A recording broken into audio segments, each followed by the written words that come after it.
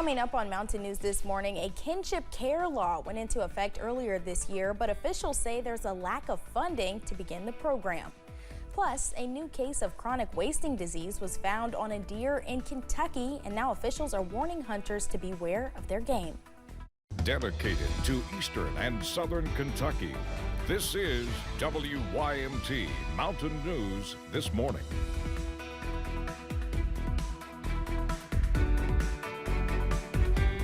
Good morning, I'm Madison Carmouche. We are at 6:30 this Thursday morning, and today is October 24th. Let's send it over to meteorologist Megan Dusmall for a look at your forecast this morning. Megan, I mean, it's a little cooler this morning, but at least we don't have umbrellas. Exactly. We don't need that umbrella just quite yet. That doesn't mean put them away, though. We might need them tomorrow. But for today, again, it'll be nice and clear. Taking a look at that satellite and radar, you can see not much going on, not even many clouds. In fact, we don't even have that much fog. Really, the only fog you're seeing this morning will be in Williamsburg at 1 mile visibility. But those current temperatures, right? So a little bit cool, but they're not too bad. Really looking in that 50-degree mark with a lot of places bordering in the upper 40s, 48 for Hazard, 47 for London, and we are going to get up to those warmer temperatures today. Forecast highs will be in the upper 60s with some cities seeing that 70-degree mark, but with the sunny skies we have today, I would not be surprised if those cities with the 69 forecast high could potentially hit that 70-degree mark today as well. So definitely a little bit warmer. You're going to need those sunglasses as it's nice and sunny throughout the day and clear skies overnight. We're hitting that high temperature around that 4 p.m. mark, and I'll continue to tell you your forecast in just a couple of minutes. Madison? All right, Megan, thank you. It has been more than 1 week since early voting started in Tennessee. As of Monday, the Secretary of State's office says more than 820,000 Tennesseans have cast a ballot, and a couple of East Tennessee counties are standing out. Unicoi and Loudoun counties are leading the state in voter turnout percentage with the highest and second highest turnout. However, Sevier, Union, Campbell, and Hancock counties are all in the bottom 10 for turnout. A few election reminders. The general election is on November 5th. Tuesday was the final day to request a mail-in absentee ballot in Kentucky. Excused in-person absentee voting is available and will continue today through Friday, as well as next week on October 29th and 30th. No excuse in-person early voting will take place on October 31st, November 1st, and November 2nd. Democratic vice presidential candidate Tim Walz was in Louisville yesterday evening. He was there for a short time and attended a campaign reception where he was expected to address donors and campaign supporters. I-65 northbound was shut down for the visit. Walz is heading to North Carolina and Pennsylvania next. The U.S. Postal Service is talking about its efforts to successfully deliver election mail through the November 5th presidential vote. The USPS says it has more than enough operational capacity to deliver the nation's ballots in the final weeks of the 2024 election. In a virtual event Wednesday, officials shared details on steps they are taking to ensure that election-related mail is delivered on time and securely. We've made significant investments in enhancing the Postal Service's delivery security in its network, including installation of new high security collection boxes, electronic locks, a number of measures that help ensure the security of all mail, including ballots and other election mail. The Postal Service says in the 2020 general election and the 2022 midterms, more than 99% of mailed ballots were delivered to election officials within 7 days. The Justice Department has warned Elon Musk that his $1 million sweepstakes for swing state voters may violate federal election law.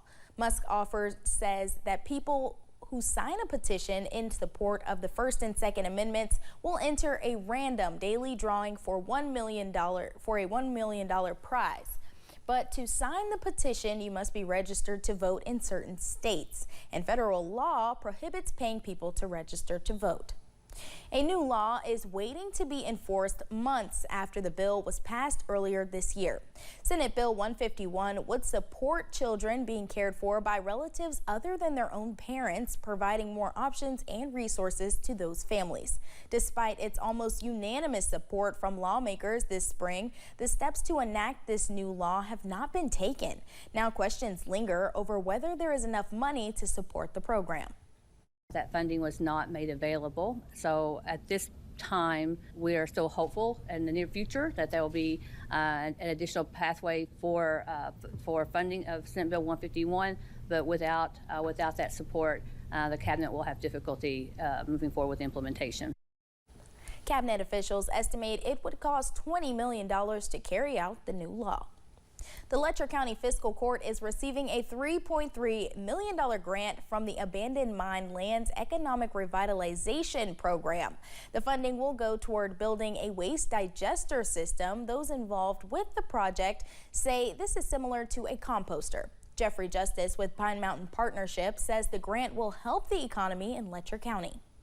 So what this will do will allow us to take other communities' solid waste as well and end up making money. So the ratepayer in Letcher County will not bear the burden of the entire expense. Justice says the goal is to complete the project within the next 2 or 3 years. Up to 10 new jobs could also be added to the community. One company which manufactures equipment for emergency vehicles and other components used in law enforcement and EMS plans to expand its presence in Pulaski County. Governor Beshear announced RidgeNet Network LLC is broadening its presence with a $1.2 million expansion, which will create 20 additional full-time jobs. The new facility will allow RidgeNet to triple its production of upfitted vehicles and quadruple its warehouse space. And here is what Governor Andy Beshear had to say about the expansion. This expansion is a great announcement for Pulaski County and the Science Hill community. I want to thank the company's leadership for their continued support and look forward to seeing years of their future success here in the Commonwealth. The city of Pikeville recently announced changes to the traffic pattern in one of its busiest areas. For drivers on Cassidy Boulevard, city officials hope traffic will begin to move smoother.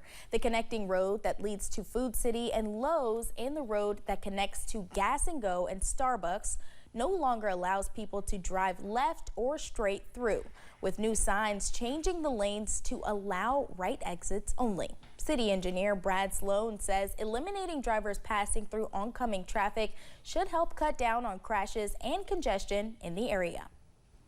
A relatively inexpensive solution was to do this for now, and then we're going to continue to look at different options for a long-term solution and see what we can do. More efforts to promote a safer roadway are on the planner, but officials say this is a move in the right direction.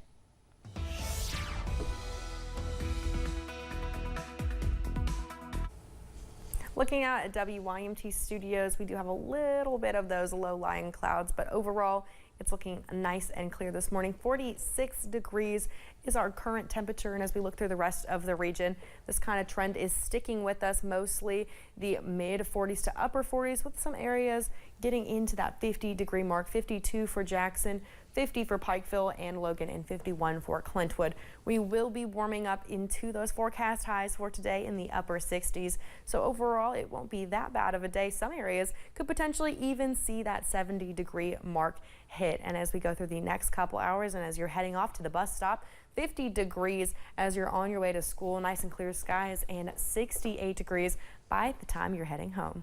Madison. All right, Megan, thank you. Last week, the Department of Agriculture confirmed that another deer from Kentucky tested positive for chronic wasting disease. So what exactly is this disease? The Kentucky Department of Fish and Wildlife says the disease is a fatal neurological disease that affects members of the deer family. In situations where someone could consume meat affected by the disease, zones are created to monitor any additional cases, and there are regulations enforced within the zone. Can't take deer from the zone out, and that the intent of that is to try to prohibit the spread should this be more widespread than we realize. Another rule within these zones is you cannot bait deer. Gabe Jenkins of the Kentucky Department of Fish and Wildlife says these steps are necessary regardless of the impact to hunters. Fall allergy season is in full swing here in Kentucky, and many are feeling the pinch of congestion.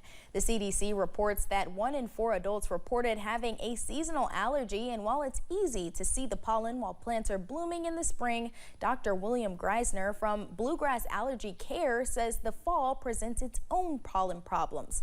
And while the leaves may look nice, combing them with rain could give us even more reasons to sneeze. The big problem with the leaves falling is once they get wet. Right now it's dry, there's not a lot of mold out there, but as soon as we get that rain and the leaves are there, you'll see a lot of mold in the air. Allergy symptoms can vary, but often include congestion, runny nose, drainage in the throat, or itchy, watery eyes. Dr. Greisner says the best way to avoid sniffling the entire time outside is to be proactive.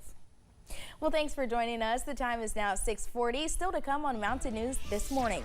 Boeing workers rejected the aerospace giant's latest contract, and if the strike continues, the company could face steep financial losses.